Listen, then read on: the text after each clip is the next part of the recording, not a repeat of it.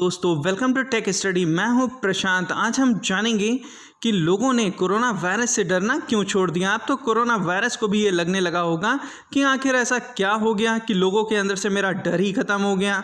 साथ ही साथ में हम जानेंगे कि सरकारों ने किस तरह की स्ट्रेटजी को फॉलो करना शुरू कर दिया जिसकी वजह से ये लॉकडाउन हटाने शुरू हो गए, और जो दवाएं मार्केट में अवेलेबल हैं क्या वो आपको ठीक कर सकती हैं कोरोना वायरस से। तो चलिए जानते हैं कुछ बेहतर। ये इंडिया टुडे का आर्टिकल है जिसमें बताया गया है कि अब भी कोरोना वायरस की वैक्सीन को बनने में 2.5 साल से भी ज़्यादा का समय लग सकता है।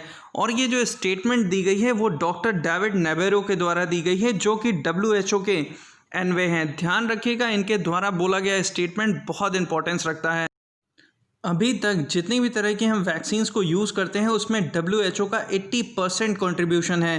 ऐसा इसलिए हो पाया, मान लीजिए भारत किसी तरह की वैक्सीन को बनाने में रिसर्च करना स्टार्ट करता है तो भारत के पास में लिमिटेड रिसोर्सेज होंगे, लिमिटेड साइंटिस्ट होंगे, तो किसी तरह की वैक्सीन को डेवलप करने में प्रॉब्लम हो सकती है। लेकिन भारत जैसे बहुत से देश मिलकर जब WHO में पहुंचते हैं तो रिसोर्सेज के जो नंबर होते हैं वो बढ़ जाते हैं, और साथ ही साथ में ब्रिलियंसी का भी जो नंबर होता है वो बढ़ जाता है।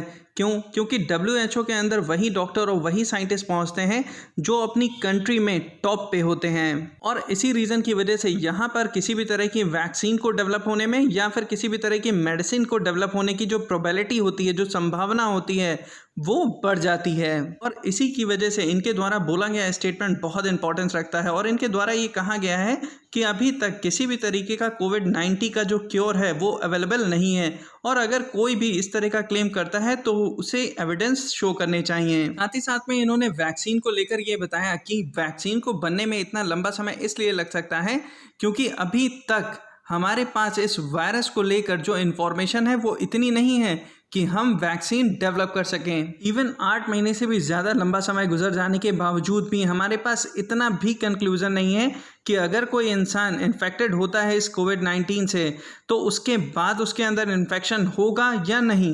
और ये वायरस पहले की तरह के वायरसेस सा बिल्कुल भी नहीं है, ये एक डेंजरस वायरस है और ये वायरस कहीं भी नहीं जाने वाला है। ये काफ़ी लंबे समय तक हमारी सोसाइटी में रहेगा। और इसी रीज़न की वजह से दुनिया भर के एक्सपर्ट्स ने गवर्नमेंट्स को एडवाइस करा कि आप लॉकडाउन को ओपन करिए, लेकिन साथ ही साथ में आप मेडिकल इंफ्रास्ट्रक्चर, हॉस्पिटल्स, डॉक्टर्स और प्रॉपर बेड फैसिलिटी को डेवलप करते रहिए, क्योंकि नंबर ऑफ पेशेंट्स जो होंगे वो बढ़ेंगे बहुत ही तेज़ी से। ऐसा इसलिए कि जिन देशों में नंबर ऑफ कोरोना पेशेंट्स धीरे धीरे कम होने लगे थे, अब वहाँ भी फिर से सेकेंड वेव स्टार्ट हो गई है। जैसे सिंगापुर है, जापान है, साउथ कोरिया है, UK है, जर्मनी है। अब ये जानते हैं दुनिया भर की गवर्नमेंट की स्ट्रेटजी किस तरीके से फॉलो की जा रही है। ये आपको बताई नहीं जाएगी लेकिन हो यही रहा है। सब ने कहीं ना कहीं हर्ड इम्यूनिटी के बारे में सुना ही होगा, जिसे हिंदी में कहा जाता है झुंड प्रतिरोधक क्षमता। प्रोसेस में लोगों को 2 तरीके से इम्यून करा जाता है। पहला, वैक्सीनेशन के थ्रू। अगर आपके पास में वैक्सीन अवेलेबल है तो आप लोगों को टीकाकरण के माध्यम से वैक्सीन लगा दीजिए, लेकिन कोरोना वायरस के केस में हमारे पास वैक्सीन तो है नहीं।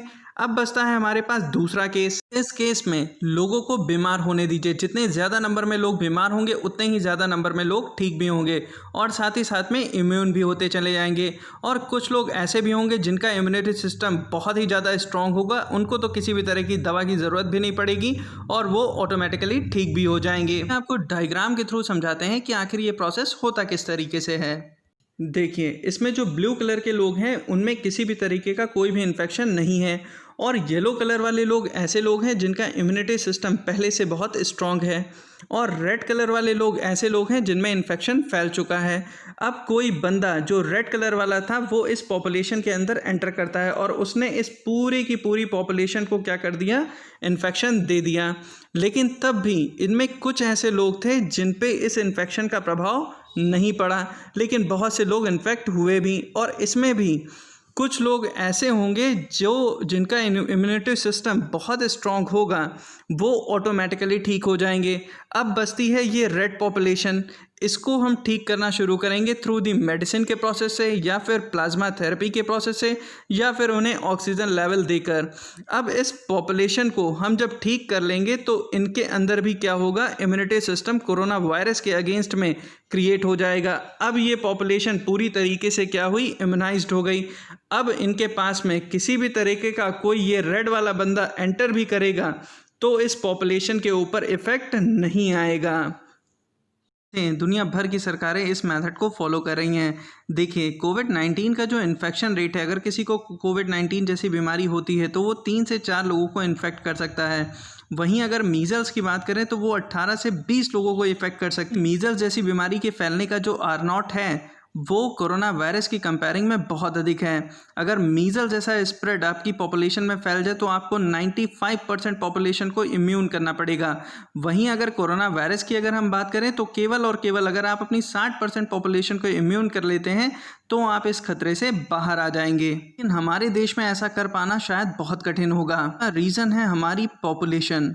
ऐसी पॉपुलेशन जो पहले से ही कई तरह की बीमारियों से जूझ रही है, जैसे HIV। अगर HIV को आप देखें तो करीबन 20 लाख से भी ज़्यादा लोग इससे पीड़ित हैं, और इनमें जो एज ग्रुप है उसका 83% अगर आप निकालें तो वो केवल और केवल 15 से 45 साल के लोग हैं। 65% युवा आबादी के अंदर 3% लोग ऐसे हैं जो अस्थमा जैसी बीमारियों से जूझ रहे हैं, और साथ ही साथ क्रोनिक डिजीज़ से जो उन्हें उनके माता पिता से मिलती हैं। इसके साथ ही एक डाटा ये भी बताता है कि भारत के अंदर हर तीसरा व्यक्ति टोबैको को यूज़ करता है। 22% लोग ऐसे हैं जो 20 से 44 साल की हैं जो हाई BP को फेस कर रहे हैं। इस युवा आबादी में 4% लोग ऐसे हैं जो 15 से 44 साल के बीच के हैं जो टाइप 2 डायबिटीज़ को फेस कर रहे हैं। तो आप सोचिए, जब यंग जनरेशन का ये हाल है तो ओल्ड जनरेशन का क्या हाल होगा। इसलिए हर्ड इम्यूनिटी का जो कॉन्सेप्ट है हमारे देश में शायद बैकफायर कर सकता है। अब चलिए मेडिसिन के भी बारे में बात कर लेते हैं। जब से कोरोना वायरस दुनिया में स्प्रेड करा है, ये 3 मेडिसिन कोरोना वायरस के पेशेंट को प्रॉपरली दी गई हैं। जैसे पहली मेडिसिन हमारी है फेविपिराविर, दूसरी है हमारी डेक्सामेथासोन, और तीसरी है हमारी रेमडेसिविर। रेमडेसिविर तो बहुत ज़्यादा फेमस हुई, लेकिन ध्यान रखिएगा ये तीनों की तीनों मेडिसिन एंटीवायरल ड्रग तो ज़रूर हैं, लेकिन ये कोविड-19 वायरल ड्रग नहीं थी। अब सुन रहे हैं कि भारत में भी कोरोना वायरस की मेडिसिन बनना शुरू हो गई हैं। ध्यान रखिएगा, ये कोई भी मेडिसिन आपको कोरोना वायरस से सेफ नहीं करेगी। ये सिर्फ और सिर्फ आपकी इम्यूनिटी बूस्ट करने के काम में आएंगी। इंडिया में जो मेडिसिन लॉन्च करी गई उनमें है फेविफ्लू, सिप्रीमी और कोविफोर। इसके साथ साथ आपने एक और मेडिसिन के बारे में सुना होगा जिसे बोलते हैं हाइड्रोक्सीक्लोरोक्विन। ये मेडिसिन भी कोविड-19 को ठीक नहीं करती, ये मेडिसिन मलेरिया के पेशेंट्स को दी जाती है। इसके साथ साथ बाबा रामदेव ने भी अपनी एक मेडिसिन बनाई जो इम्यूनिटी को बूस्ट करेगी, ना कि कोविड-19 को आपके ठीक करेगी। तो आप निश्चिंत मत हो जाइएगा कि अब मेडिसिन आ गई है, मैं जो चाहूँ वो करूँ। ये 12 वैक्सीन की लिस्ट है जो ट्रायल फेज में उतारी गई हैं, जिनके ट्रायल पूरे होने में काफ़ी लंबा समय लगेगा। मैं आशा करता हूँ आप सभी लोगों को ये वीडियो पसंद आई होगी। Have a good day and God bless you.